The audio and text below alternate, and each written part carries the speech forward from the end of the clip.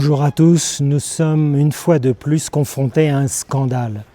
Et peut-être le plus grand scandale que Jésus lui-même a opéré au temple, dans le lieu de l'adoration. N'êtes-vous pas scandalisés par le geste de Jésus qui a renversé les tables, qui a envoyé péter l'argent, les changeurs dans le temple en ce deuxième signe de sa vie apostolique? Vous vous souvenez que le premier signe, c'était à Cana.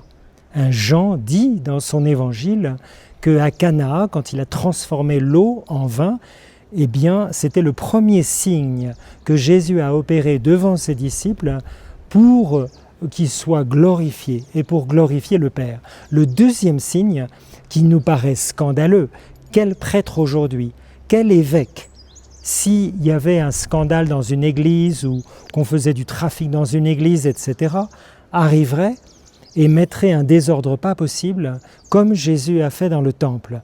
Qu'est-ce que serait votre attitude? Qu'est-ce que serait l'attitude des gens par rapport au prêtre ou à l'évêque ou au curé de la paroisse? Vous voyez qu'il ne faut pas imiter Jésus matériellement. Lui, il est Dieu. Dieu fait chair. Donc, il faut imiter l'esprit dans lequel il agit.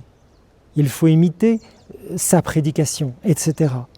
Donc, quel est le point de cette fête de la dédicace de la basilique du Latran?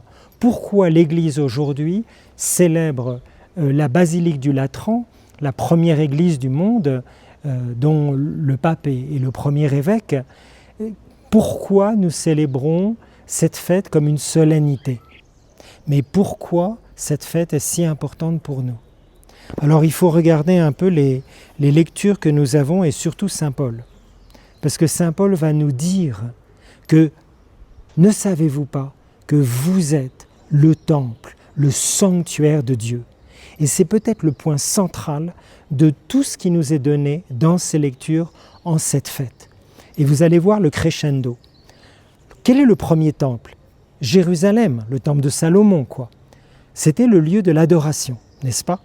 C'est à Jérusalem que l'unité du peuple juif dans l'adoration se faisait. Est-ce que ce ne sont pas les leaders du peuple juif qui auraient dû faire ce que Jésus a fait? Mettre tout le monde dehors, enlever tout le business qu'il y avait dans le temple.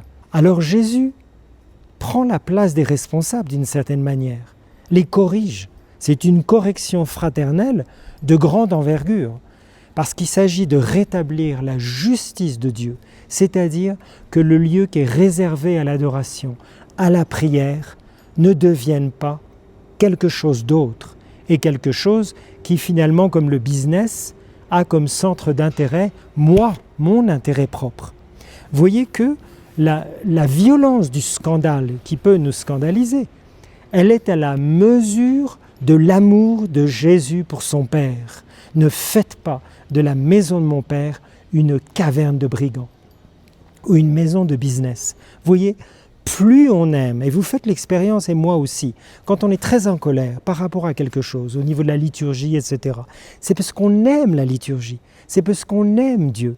Et on ne peut pas tolérer qu'il y ait des choses laïques qui se passent dans les églises, des concerts laïques ou des tas de trucs. Aujourd'hui, Jésus prendrait le fouet dans nos églises quelquefois. Vous ne croyez pas?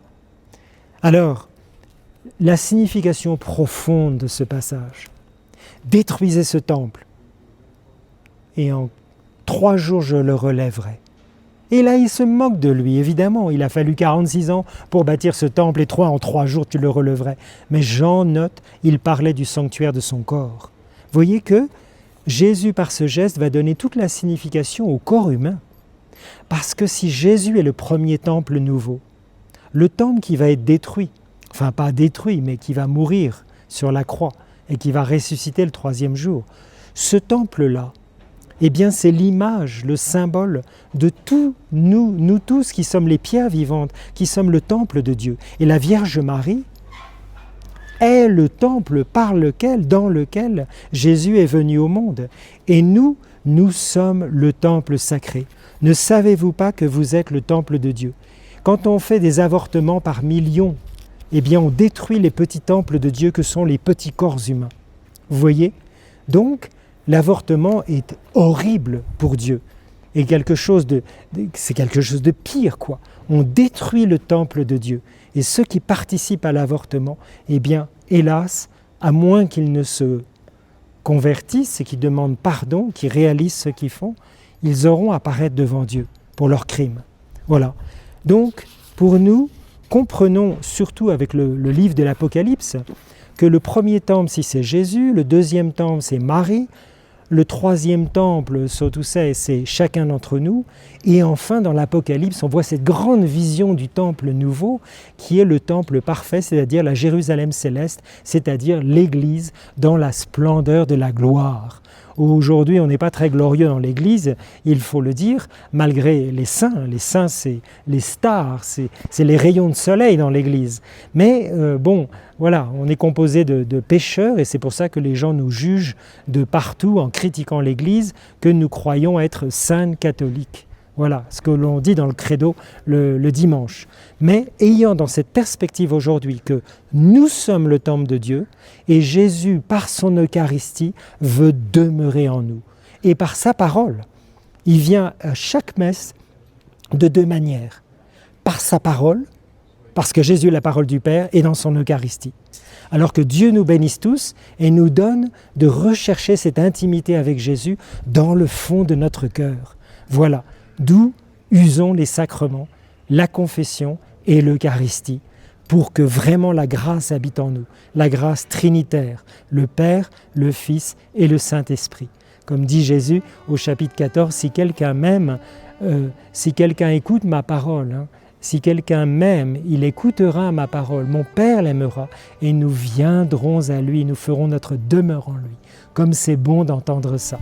Alors faisons de notre corps le temple du Saint-Esprit. Que Dieu vous bénisse tous.